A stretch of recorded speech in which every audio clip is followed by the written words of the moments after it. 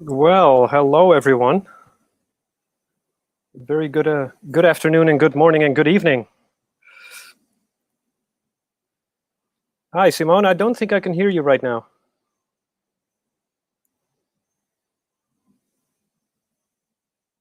And we already made a blooper video, so I just want to restrict it to one. But anyway,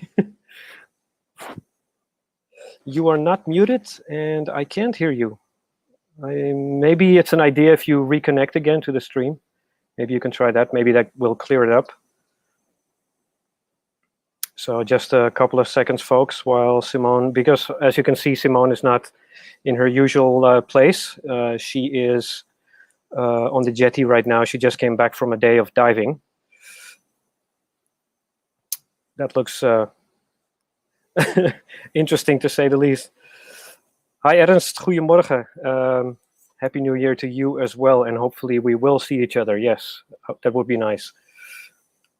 And Katrien, selamat tahun baru. Happy New Year to you, and to you as well as Jürgen. Thank you. And Simone, can you hear me? This is weird. If you can hear me, can you give me an okay sign?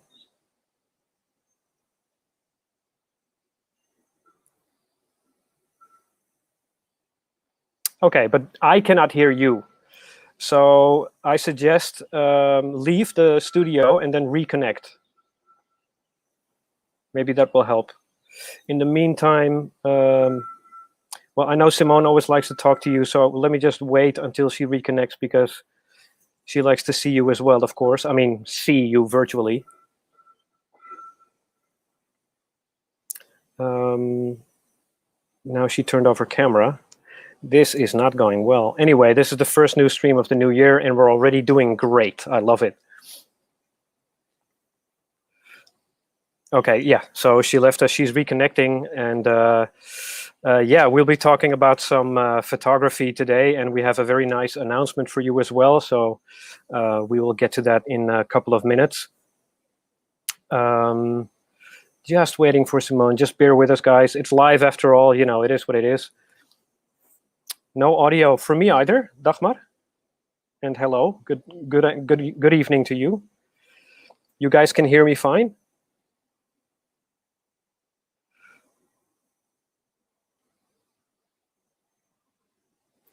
Well, while Simone is working on that, Cindy, Happy New Year to you as well.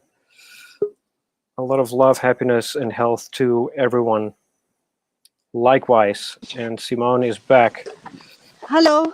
Hi, yes, I can hear you. Hey. Oh, Nice. Good. Hello, everybody. And a very, very, very good, much better 21. Don't run, Sorry, please. I am. No, I'm not running, but it's Nolan is jumping on me. Oh, well, he hasn't seen you all day, so. Yeah, true. And guys, we have guests. Yes, we do actually. We have a number of rooms filled. We do. Yes. Okay, and now I have to make a choice. Mm-hmm. I either go. I think I will go up. It's a little bit awkward like this, but if not, I will lose the signal. Okay, so we will see you once again in a couple of minutes. No. I keep doing this. Yeah, because for those that haven't visited us here, we are sitting in a valley, so the connection can sometimes drop out. But yeah, let's wait and see. Oh, you're near my house now. Not yet. Okay, I will do it like this. Yeah. So, wait, where am I going? Yeah. There you are. So we're just getting our bearings and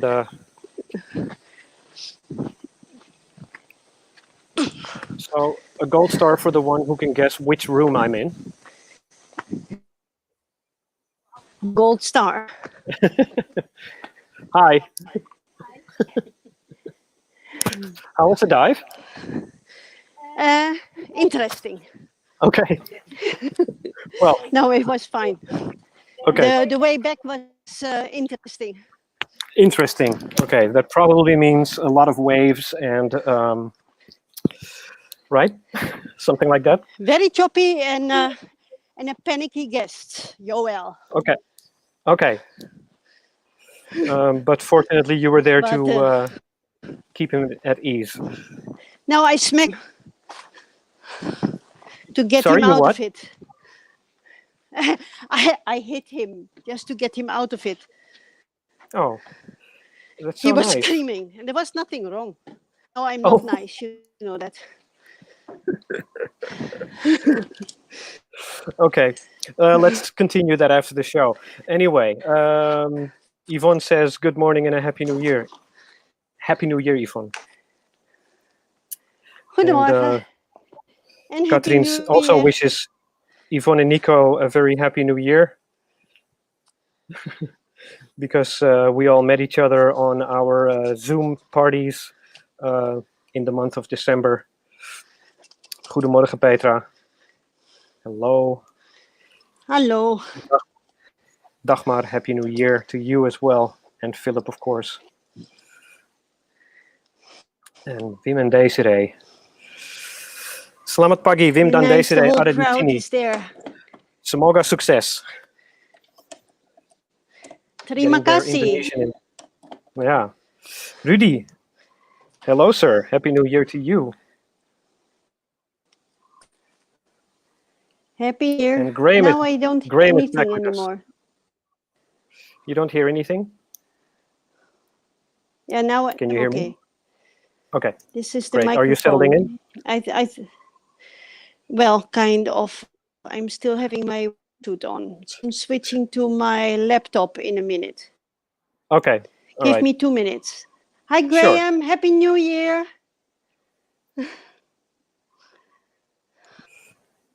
And zeker weten, Yvonne, a much, much better new year than 2020. I'm happy to leave last year behind me. With, of course, a couple of highlights. But yeah, most of it, I guess everyone will agree it was not the best of years. And hello, Siep. Good morning and best wishes for 21 for you as well. Solama.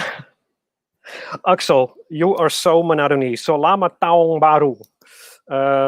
So the proper way to say that in proper Indonesian is Selamat Tahun Baru, but Axel is so monotonous right now. But anyway, Axel, thank you very much. Happy New Year to you as well. And yes, it's great that we have some guests. They are local guests. And we have a small group that stays here for one night, and they're going to do an island tour tomorrow. So, you know, it's nice to slowly get into the swing of things again. That is a very nice feeling. And Jose wishes for a better 21 for everyone at Talassa. Thank you, Jose. So do I. So do Simone as well, and everyone here. We all wish for the same thing. And of course, Wil. Hallo Wil, gelukkig nieuwjaar. Het allerbeste voor 2021. What a crazy year it has been. Absolutely crazy. So, yes, best of wishes to all of you. Hi, Joran. How was your day? Good. Yeah? Nice. And Joram here is one of our guests, and he's a free diver. He lives on Bali. He has his own resort there, so he knows everything about all the problems that not only us, but all other colleague resorts have been facing over this year. So, you know, with the vaccine that is slowly doing the rounds worldwide, we're reading more and more about it. Hopefully that will expedite a much better new year to come. Let me see where Simone is, if she's still. Hopefully she will connect soon, because just like Graham said in our blooper reel, I'm going to have to pad until she's back. So I hope your New Year's was nice. Ours was certainly a bit strange, very different, of course. We had a couple of guests from Manado who stayed over for New Year's. We lit a couple of lampions. We played a couple of games like Who Am I? You write down a name of a celebrity or something, or an object on a piece of paper, paste it on your forehead, and then people have to guess. You have to guess who you are. And for the rest, it was fairly not very eventful. I think we saw a fair amount of fireworks over the city, because from our jetty you can see Manado City, of course, and previously on New Year's Eve parties there was a lot of fireworks. Obviously not as much this year. A lot of parts of Manado are in lockdown, but at one point we could see that electricity in Manado was simply shut off, maybe to discourage people from partying too much. Graham says, I think the quality of your padding has improved. Nicely played. Thank you very much, Graham. I appreciate that. But yeah, I'm trying. Hello, Forni. I cannot see what you're typing if it's and you're back. Oh, wow, you changed even. Not really. You don't want to know. Okay. I'm here. I just got a compliment from Graham that my quality of padding has improved. Oh, okay, but it was only 2 minutes, so. It was actually a lot more than 2 minutes, but it's okay. Oh, come on. Anyway, everybody wishes us a happy new year and each other. And even Axel says Selamat Tahun Baru. Okay. With the same misspellings? Yes, with the typical Manadonese spelling. Dagmar says she has no audio. Dagmar, can you specify? Can you hear both of us fine or not? Because that's a weird problem. Because we would like to get the show underway, but then we need some audio, of course. So do let me. Actually, I can hear you fine. Yeah, and I can hear you fine. So I hope everyone else can hear everyone fine. Let's wait and see what people say. Dagmar, I am curious. So yeah, I was just telling people that we have some guests and that we had a fairly, relatively quiet New Year's party. Yeah, it was not really a party, actually. Yeah. But. Well, we did the best we could. Yeah. Okay. We played a game. We played a game, right? Okay. Yes. And no, the audio seems to be fine. Dagmar, if you have a problem, maybe you need to refresh your Facebook page. Maybe that will help. I don't know how I can help you from here. Or maybe there is this small microphone token on Facebook on the right corner. Yeah, maybe you have that muted. Yeah, maybe make sure your audio is working, the speaker icon. Zander Houtvast says Happy New Year. Hello, Zander. That's a long time ago. Gelukkig nieuwjaar, jongen. First time I've seen him on the stream here, so welcome. He is an old Thalassa diver from Thalassa, Amsterdam. Oh, wow. Nice. Yeah. Amazing.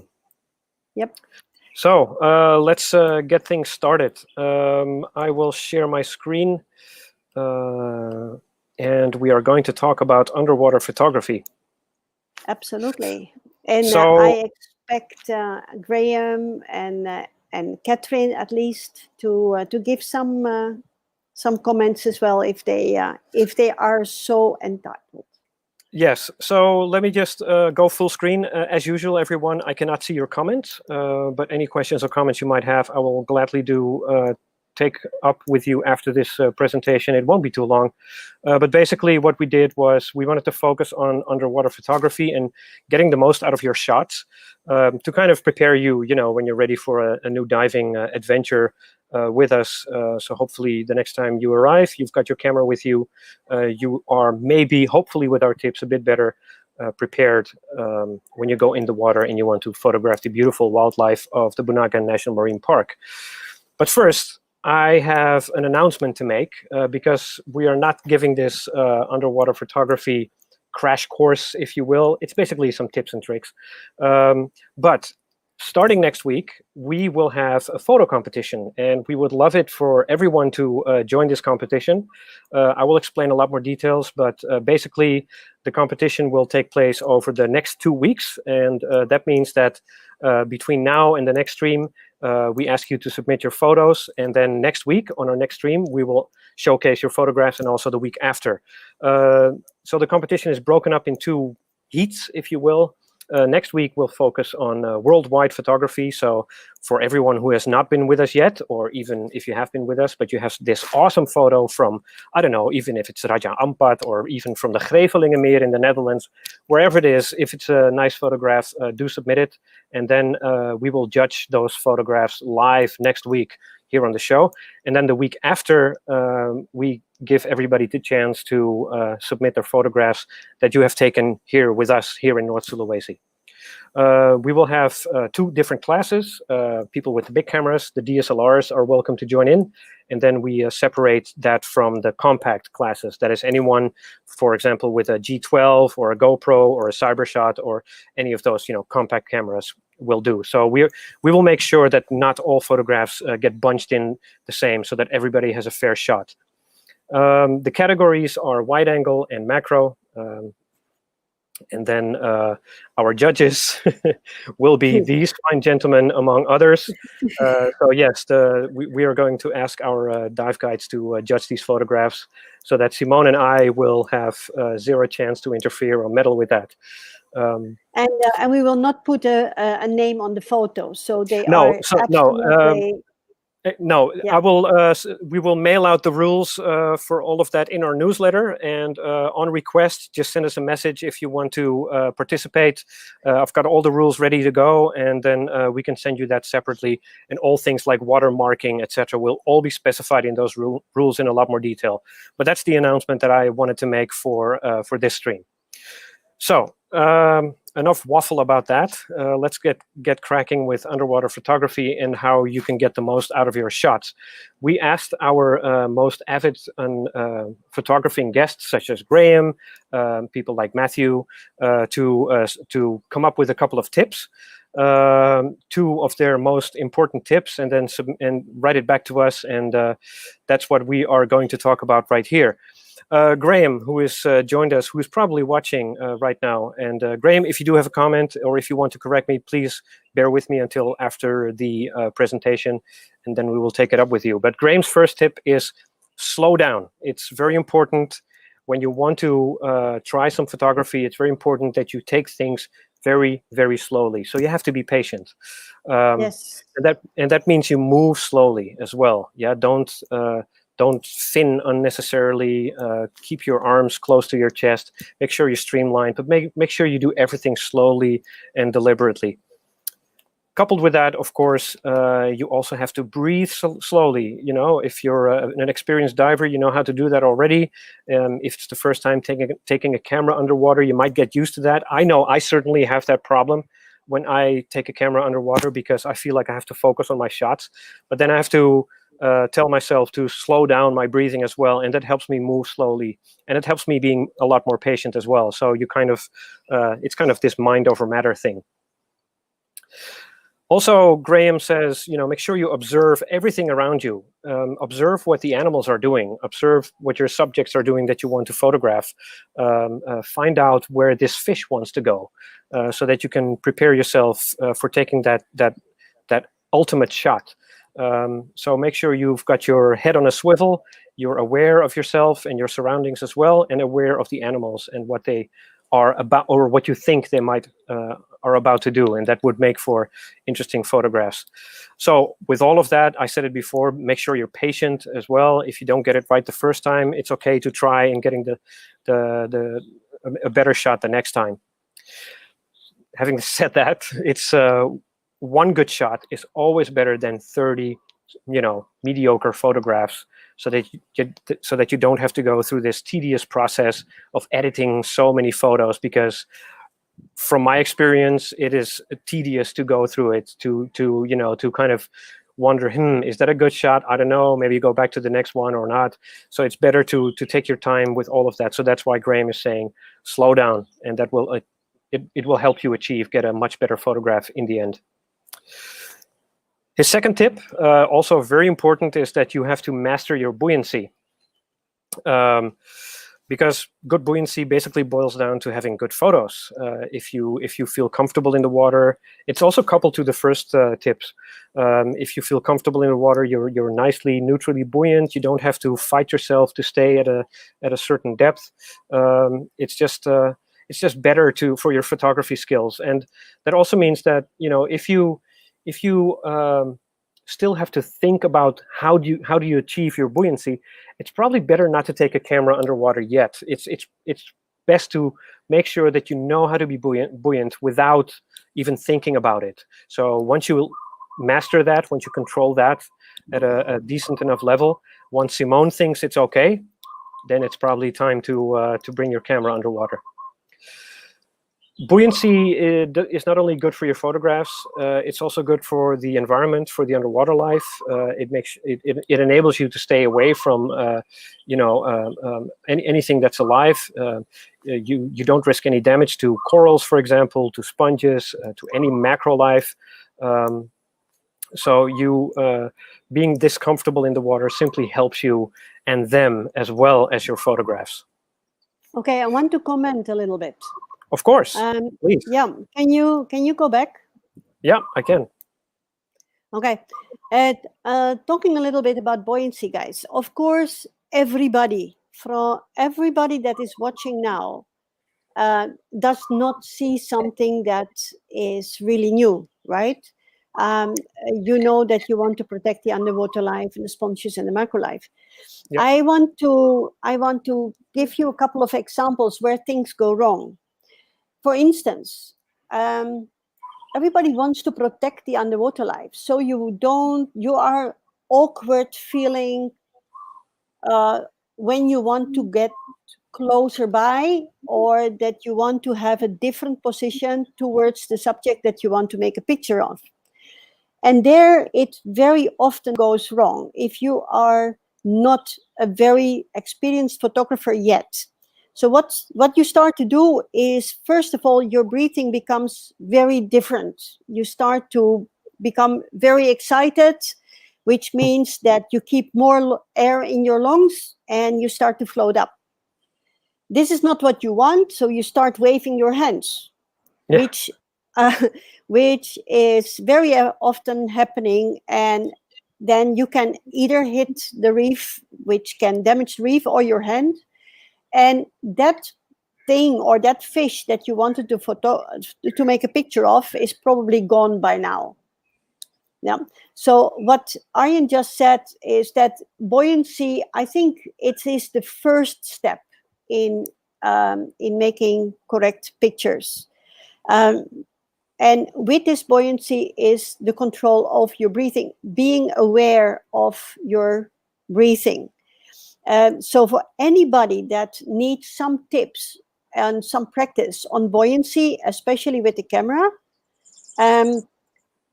just think about doing some buoyancy course. You can do it either at home, or when you come here, I will be very happy to take you and do 1 or 2 dives only focused on buoyancy and positioning. Because when you make a picture, sometimes it's even nice to go and hang upside down or sidewards. Never, you should not struggle anymore if you control your buoyancy correctly, so you can make that shot that you have in mind. That was it. Right. All right. Nice. Indeed. It certainly helped me a lot doing the Peak Performance Buoyancy course. I have to admit that. Makes you simply a better diver also. Graham's other tip here is know your camera. This is very important. You don't want to have to figure out a setting when you're already in front of this frogfish. You want to know how to do it before you actually go into the water. That means you have to intimately familiarize yourself with your camera settings. So study it, you read the manual, make sure you are very familiar with the camera, practice with it as well.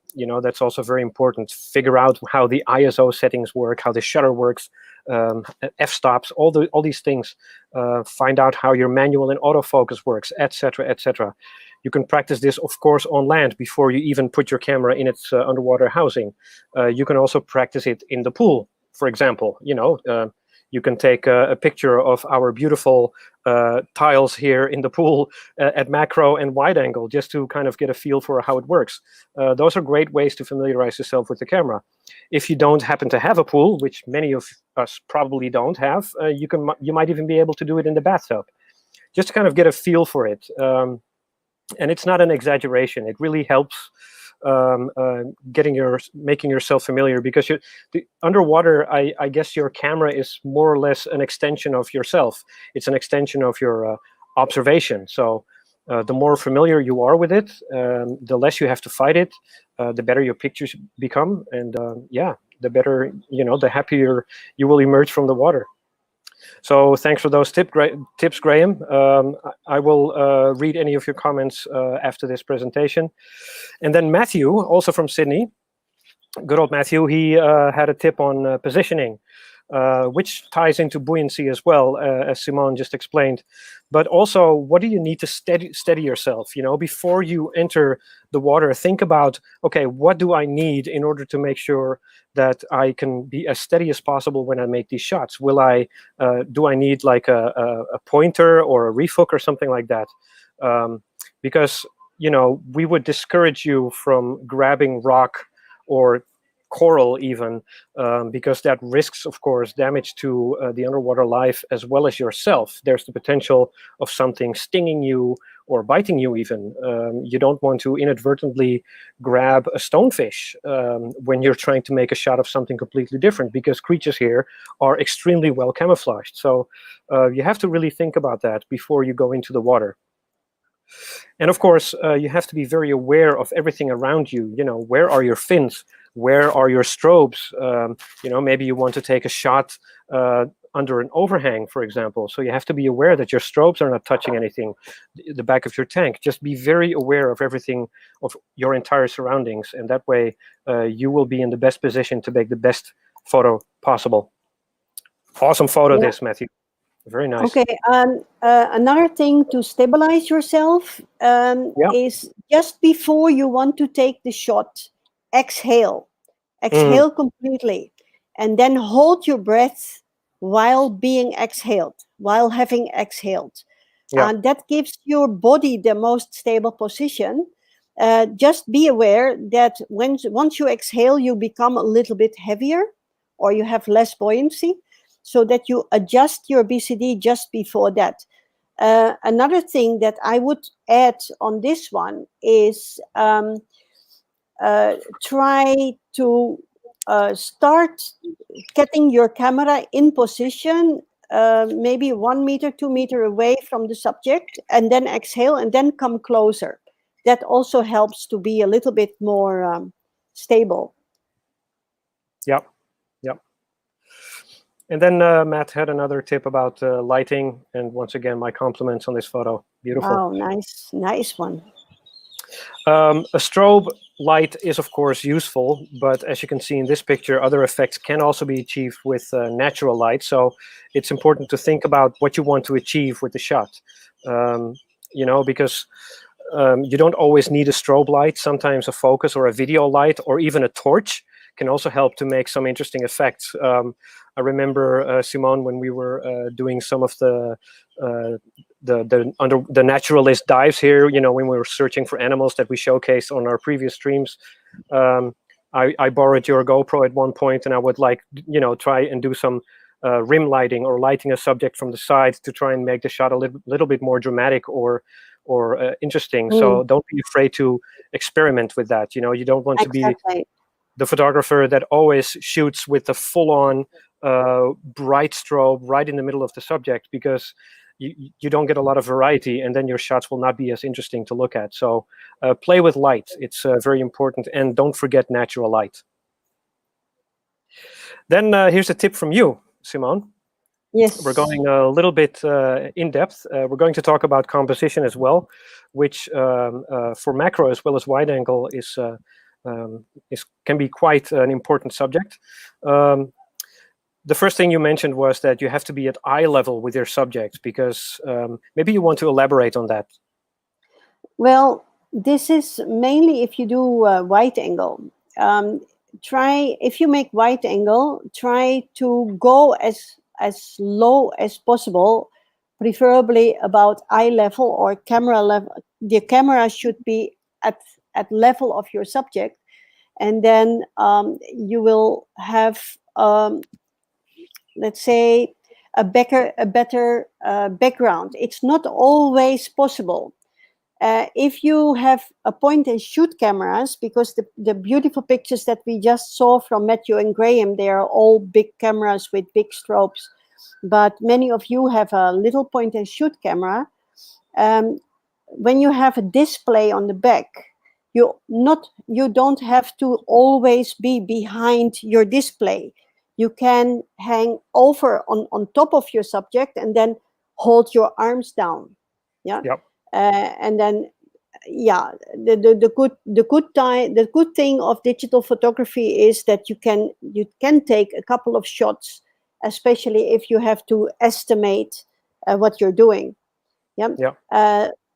I think the next point is point your camera upwards a little bit. It will give your picture more story or more Dramatic effect. More dramatic effect. If you point it upwards a little bit, and there is a little bit of blue in the corner of your picture.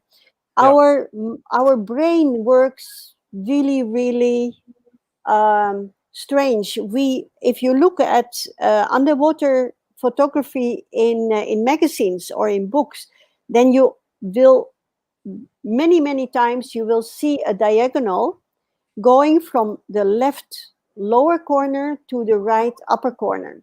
We like to see that. That is what our brain likes to see. The eye just kind of tracks that flow of the image. Yeah. And so if you want to make a wide angle picture, try to find it diagonal there. Yeah. You have another example picture as well? Yeah. So I was going to get into that, diagonals. Like I said, the eye tracks from corner to corner. We're kind of psychologically wired to look at things that way, and that simply makes for a pleasing composition. And here's another example of that. This school of snappers, diagonal. It makes for a very shot. And there's the blue in the corner. Yeah.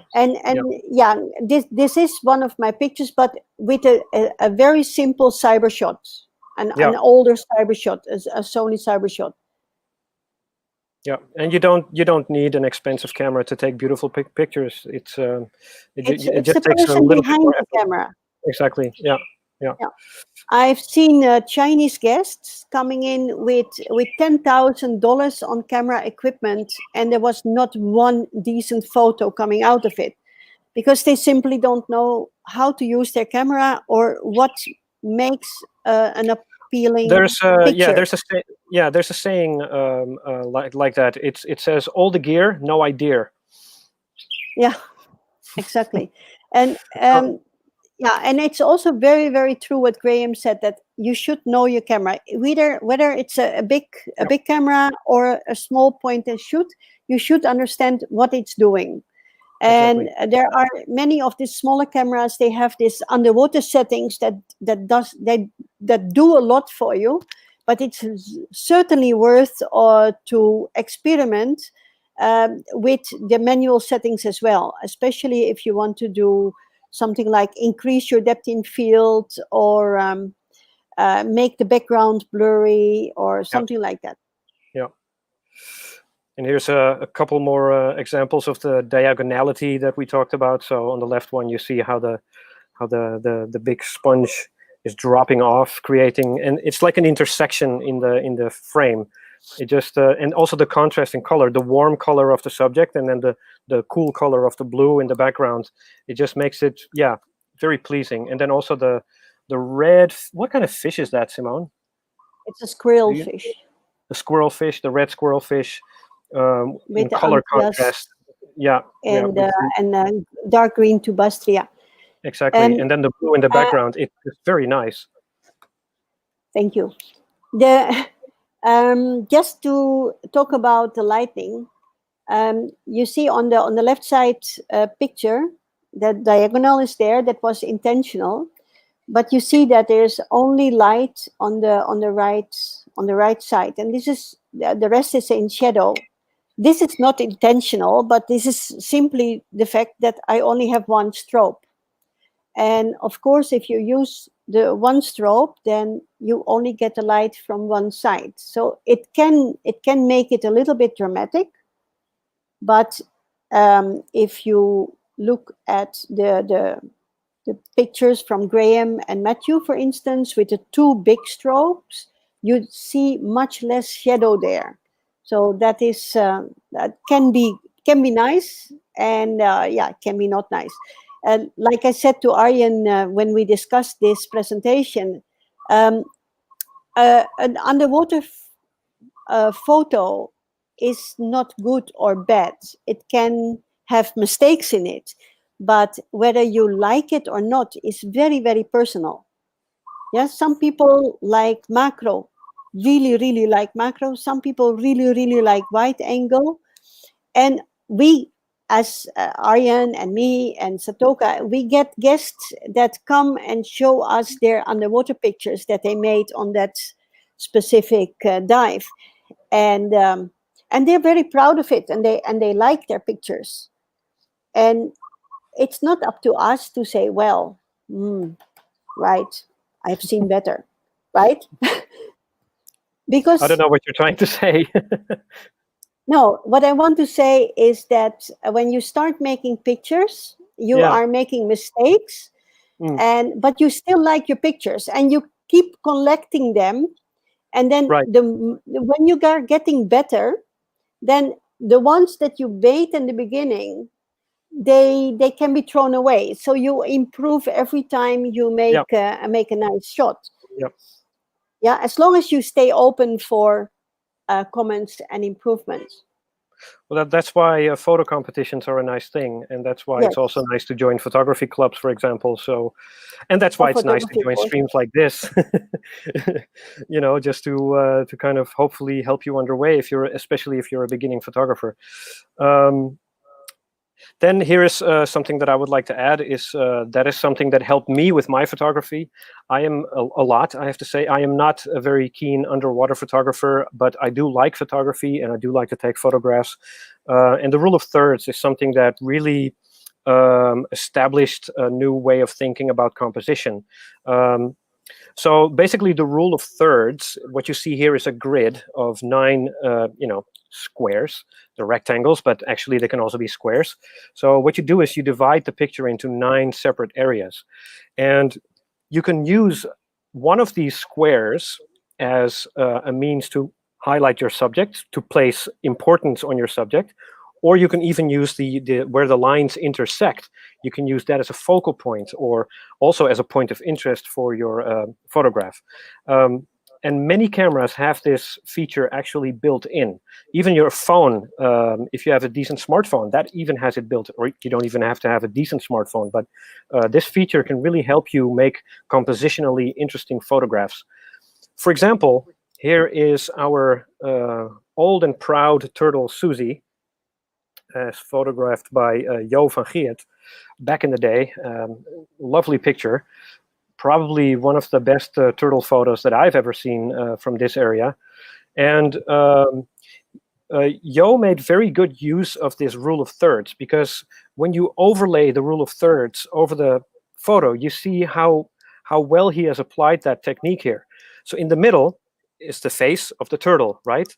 And then surrounded by him, the upper 3 squares, that's all the water.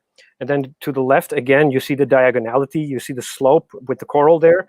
That's intersecting the bottom, the lower left and its neighboring squares, and then the bottom right is its fin. So, and everything doesn't have to be exactly on those squares or the points where they intersect, but it does help achieve, a very, I guess, psychologically stable looking photo. So with the rule of thirds, it helps you find a focal point, and focal point meaning not just a point where you focus, where your photo is sharp, but a point of interest. And it can be one or more points of interest, you know.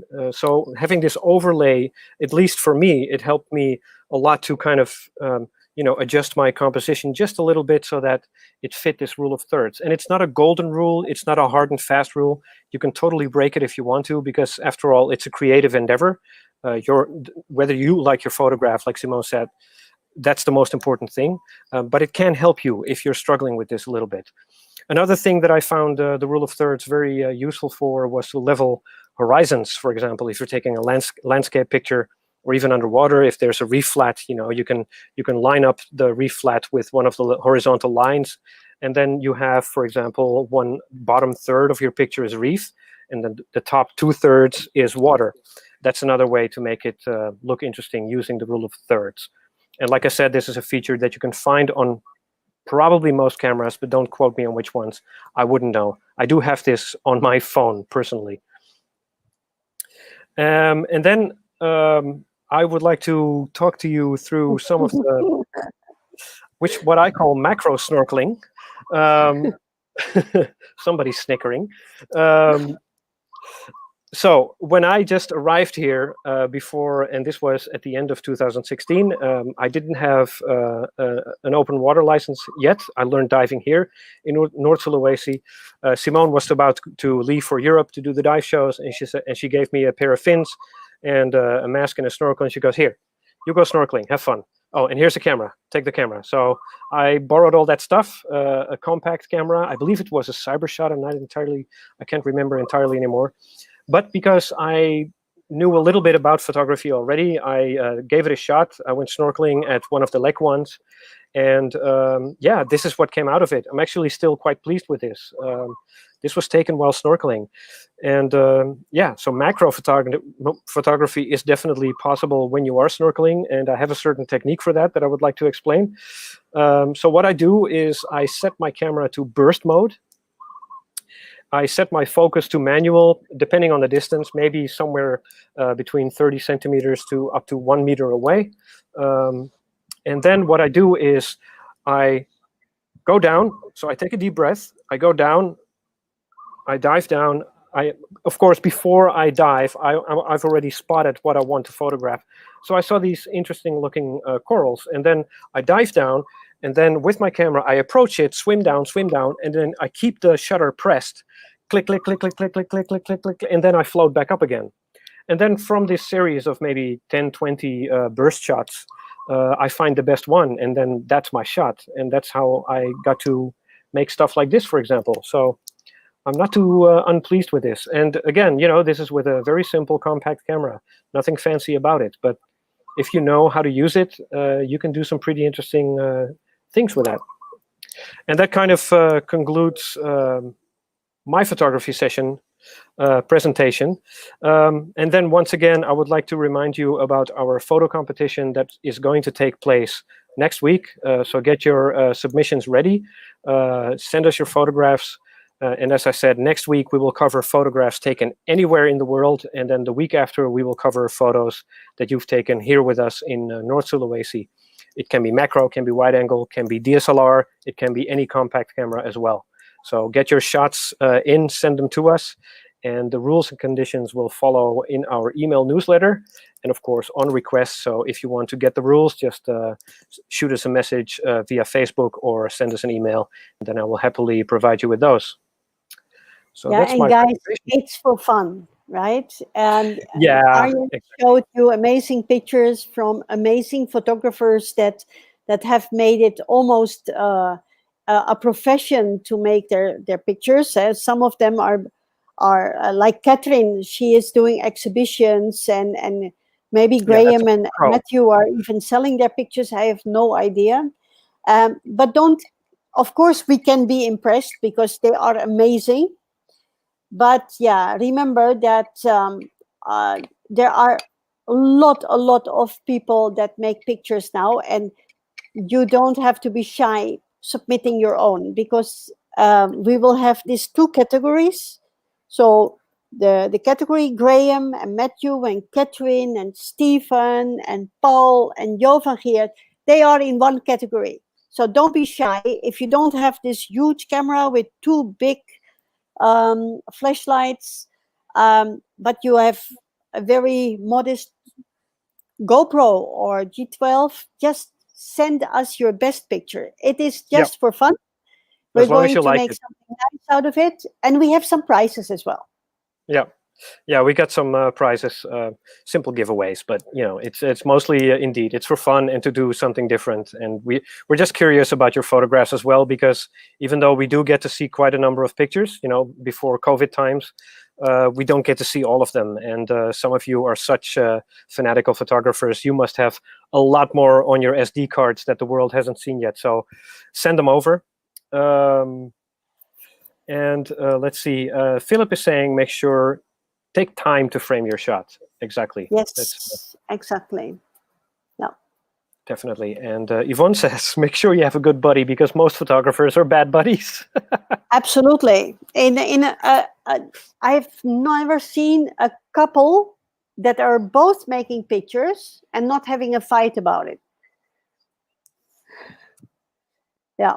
So usually only one of the two is making pictures and the other one is taking care of the photographer. The photographer only has one buddy, and that's his camera. Yeah, and we have dive guides. We're very used to working with photographers, so they can be your buddy as well. Graham has another tip. That assume you have your buoyancy and know your camera. For macro, get close. And when you think you are close, get even closer. Shoot in manual for most control and know the trade-off between ISO, shutter speed, and aperture. And by the way, Matthew's camera is a point-and-shoot Olympus TG6. Oh, there wow. You go. Yeah. There you go. So fantastic shots from Matthew. Yeah. Okay. For those of you that are not familiar with terms like ISO, shutter speed, and aperture, or f-stop, if you want to learn more about it, there are a lot of photo workshops, but you can also do a very short, very simple digital underwater specialty. They are being conducted here. So if you are here, it takes you only one day, and it does help to improve your shots. Yeah. And Graham is a goldmine today. There are plenty of rules to help with composition, rule of thirds, diagonals, leading lines, etc. But it's most important to try new stuff, because Graham is absolutely correct. They are guides and not 10 commandments. They are not absolutes. True. I do agree. True. Yes. And the thing that does make a photo bad is when it's not in focus, which you can't correct, except if it's very small and with a lot of work in Photoshop. But yeah, I wouldn't go through all that effort to rely on Photoshop to fix things that you cannot fix in a photograph itself. Yeah. For me, I split, when they're sharp, I split pictures in ID pictures, which means like this mug shots for someone that goes to prison, in which you can recognize an animal that you have seen, which is fine, and you can find a name very easily. Yes, that kind of mug shots. For me personally, a picture has to tell you a story.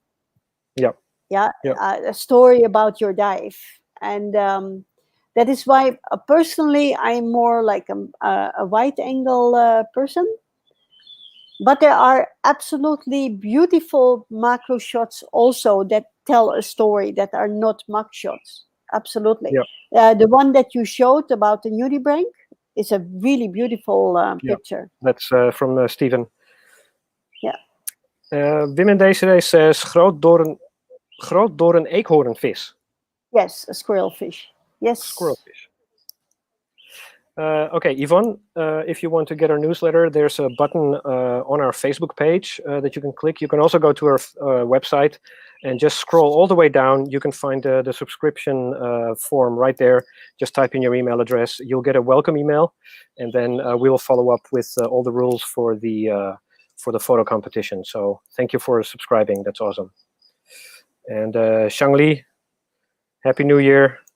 Groetjes uit Utrecht. Hello, I'm so confused about Shangli. I thought she was in Tonkaina. I don't know. Yeah, me too. Me too. So yeah, Happy New Year to Utrecht. Oh, Paul has a hello, Paul and Yvonne. Hey, He says, make sure your camera has a neutral buoyancy underwater. This makes it easier to keep the camera in position. Yes, very good. yeah. Yeah. And Josine agrees with you, Simone. The DUP specialty is very fun to do. Yep, it is. Yeah. And you learn a lot.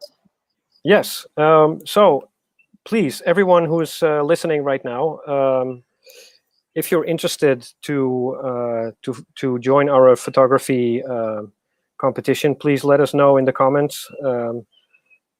I'm kind of Changli says she bought a villa in Tonkaina. Oh, wow. So yeah, and then if there are questions, we could throw it to the panel for some answers. Graham is asking. So if you do have any questions, please let us know, and happy to take those on board. But yeah, Simone, I'm pretty excited about the competition. Yeah, I'm me looking too. forward. I hope we will get a lot of pictures. Yeah. And I was talking to the guys, the guides. They're all guys. Yep. Fendi, Randy, Fikri were on the picture, but also Davin will help us with judging. You mentioned that the judging would be live. I'm not 100% sure that is going to happen because it will take a lot of time for these guys to make up their mind. Okay. Yeah. Well, and a lot then of the entries discussion. will be shown live. But at least there will be one or two of them live to give their comments on why they chose that specific picture. Yes. What for me it would be really fun to see how they judge pictures taken in Holland, for instance. Yeah. A snook in the Spiegelplas, for instance.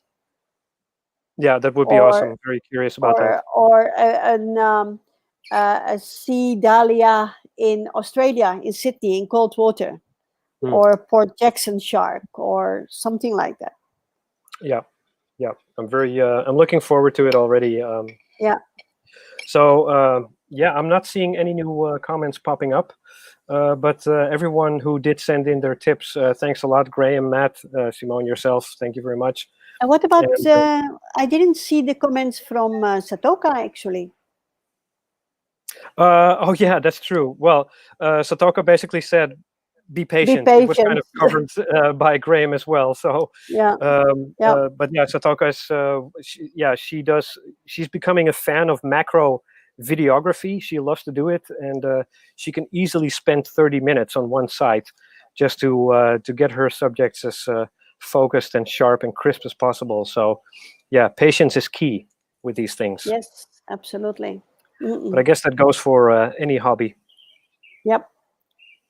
I think that's about it, Simone. Do you have anything to add? Not really. I made the first dive of this year, or the first 3 dives actually of this year. Do tell. Visibility was fantastic visibility.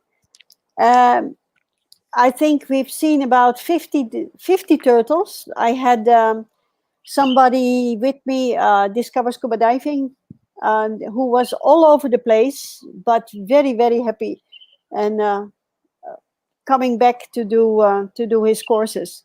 Oh, great. Yeah, so we had a boat full of beginners, and very spontaneously also the free divers joined the boat. So we had a boat full, which is nice for a change.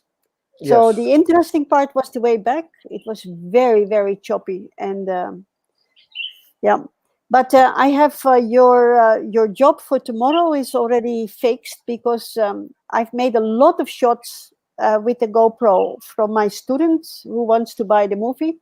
So okay, here you go.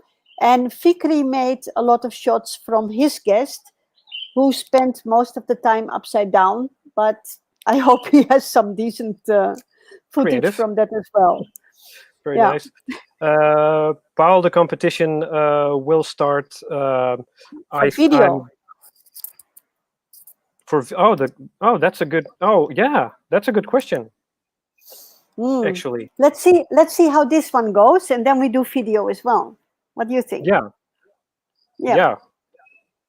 We have Next to think month. about that a little bit more. February. Why not? Let's make February video month. Yes. right? Let's do that. Okay, Right. great. Right.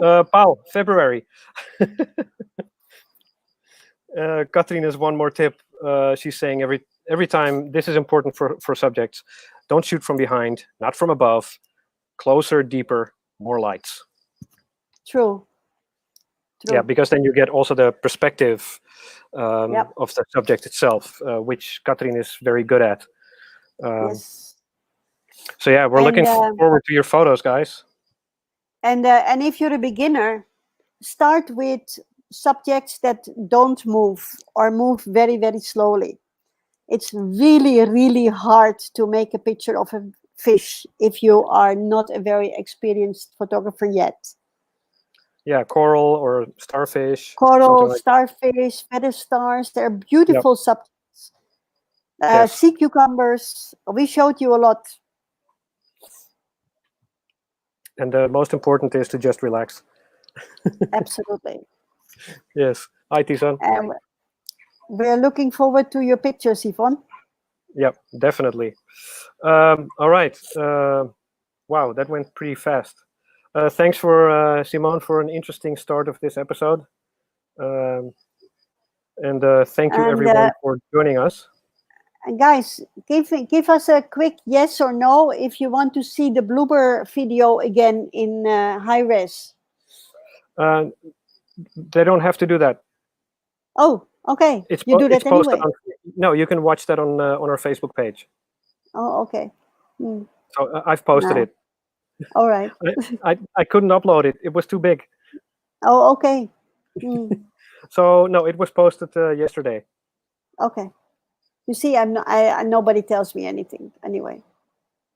Yeah, there was no time. No, true. And luckily, nudibranchs are lovely and move slowly. Absolutely, yes. And we have a lot of those. Exactly. So that's it for this episode. Thanks a lot, everyone. Please do subscribe to our newsletter. Like I said, you can find it here on our Facebook page. There's a button that says subscribe. I believe it's somewhere at the top. Or go to our website, talasomanado.com, and just scroll to the bottom. Enter your email address. We promise it won't be full of spam. And then you are eligible to join with our photo competition. And I will send you the rules shortly. Once again, thanks a lot. And yeah, we'll see you next week, everyone. Yeah. See you next week, guys. Bye-bye, everyone. Have a very nice weekend. Bye-bye. Have a good weekend. And Happy New Year. Yep. See you guys. Bye. Bye.